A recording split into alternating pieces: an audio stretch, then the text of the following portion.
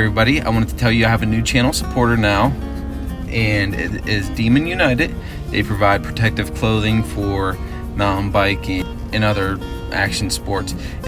If you want to use the code FATGUY10, you can get 10% off your order at demonunited.com. So everybody, I can't believe we're at almost 2,000 subs. I wish I could personally thank each and every one of you. Now that some of you have been following my progress throughout the past couple of months, I wanted to get more into my background and why I'm doing what I'm doing, and frankly why I think the way I do. This video is going to be a little different. It's going to be less about biking and more about perseverance. I have a bike check coming up next on my next video, but I think now is the perfect time to explain myself of why I am like I am. It's also how I kind of lived 3 lives in my 20s. When you're young and dumb, the world cannot stop you. I learned this when I worked my first job right after college for the US government. I did multiple tours in multiple bad areas like the Middle East, South America, Asia, and East Africa. When I met Jill, I decided it was time to stop living dangerously and settle down. Exactly 1 decade ago, I celebrated Jill's 28th birthday. It was a happy day spent with her family. We were extremely excited. Things were looking great. I had a decent job with a Northern Virginia real estate company. Jill had a great job with a U.S. government contractor. She was 8 months pregnant. And we just recently got a new apartment in Fairfax, Virginia. Fast forward to a night in August, just like any other normal night. I get home late from work. After dinner, I fall asleep on the couch while watching some TV with Jill. Because Jill was getting induced that week, I was getting the nursery ready and was very tired, so unfortunately I just couldn't stay up any longer with her. Usually Jill would wake me when she went to bed, but this time she decided to go to sleep early because of a headache. You know how some people say that your life can change in a blink of an eye? Well, it did. I woke up and decided to head upstairs and get into bed. Well, something inside of me clicked when I still heard the TV on. So I ran over to Jill and realized that she wasn't breathing. I tried calling 911 multiple times. While attempting to revive her using CPR, my phone just wouldn't call. When I eventually looked for her phone, and what it seemed like eternity, was able to get through to 911. However, I knew it was too late. I knew no matter what I would do, nothing would save her and my son Holden. After the ambulance and police showed up, they confirmed to me there was nothing that they could do either. I made the dreaded call to Jill's parents and my parents, which still haunts me to this day. I had to tell them.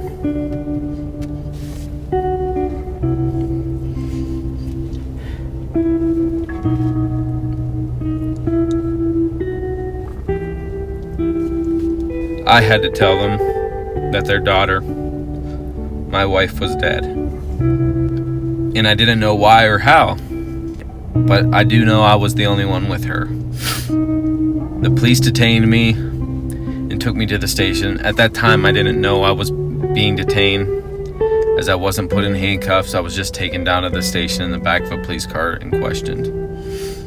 I sat in their interview crying, trying to get my head around the grief of losing the love of my life and my son.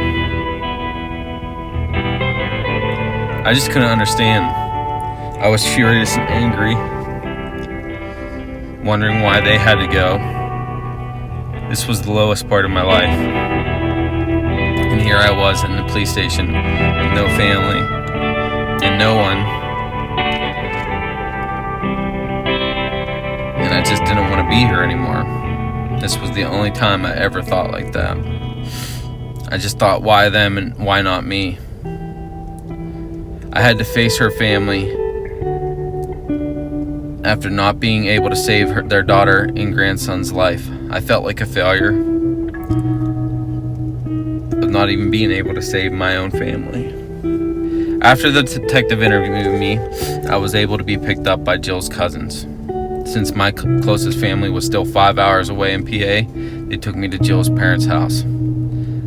I had to face them feeling like a failure, even to this day, knowing there was nothing I could do. I haven't seen them in person. I couldn't go back to my apartment.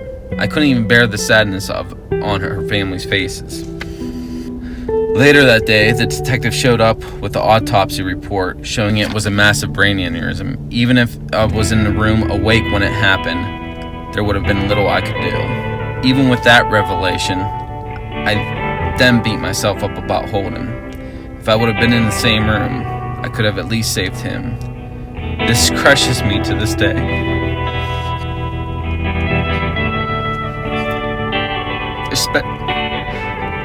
Especially when I realized he would be 10 years old this year.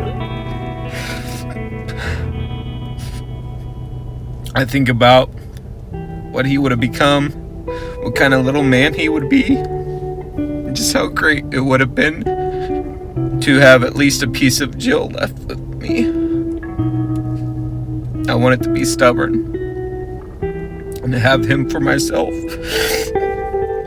to love him and to teach him. Well, after the funeral, I was basically homeless. I couldn't afford to live in the DC area on one salary, and frankly, haven't been back to the DC area since. People may judge me for that, and I don't blame you, but it still hurts to think that my son and wife are buried there. I moved in with my sister down in Florida, and after a couple of months, my brother-in-law unfortunately lost his job, and we were basically homeless again. After my brother-in-law found a job in eastern Pennsylvania, I helped them move their life as well as mine back to the Keystone State. Because of the house that they were living in, I moved back out to western PA with my mother, and this was in my late 20s with no job and no house, no life. I was broken. I needed someone to get me back on track, and that's when I reconnected with Kim. I went to school with her, so basically we just caught each other up to speed about each of our lives and our aspirations up to that point. We started dating, and shortly after, we got engaged at her 30th birthday party. I got a job working IT for a local company, and Kim and I bought a modest house. We were married a year later, and then 10 months later we had our son Griffin. It was like I was making a comeback, like a phoenix that raises from the ashes. Now we're a family of 4, Kim, Griffin, and Liliana. And they make me who I am today. And this is why the channel was created. To show all of you, it doesn't matter how hard your life gets, just keep on persevering when others believe in you. And most of all,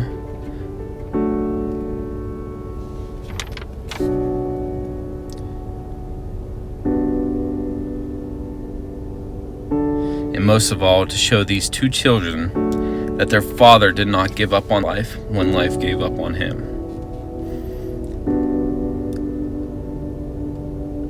Yeah, simply, this channel is mostly about mountain biking, and that's where this comes full circle to where our story is today.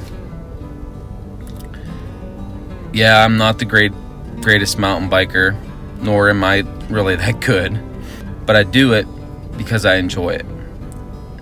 And I want others that are self-conscious about their weight, skill, or even down on their luck in life to let my story resonate in you. This is why you take what you love and you do it, and do it to the best of your ability. And most of all, teach your experiences to our younger generation. Show them that it doesn't matter the lemons that you get in life. It's about the lemonade that you make out of it. Now, hopefully you all got this far in this story. I promise to get back to the bike content next week. I just figured it was the right time to tell you, and I just didn't really want to leave anything out of it. I'm sorry for getting a little bit emotional, but I feel that it's a story that you guys needed to know if you're going to watch me and know my background and where I come from.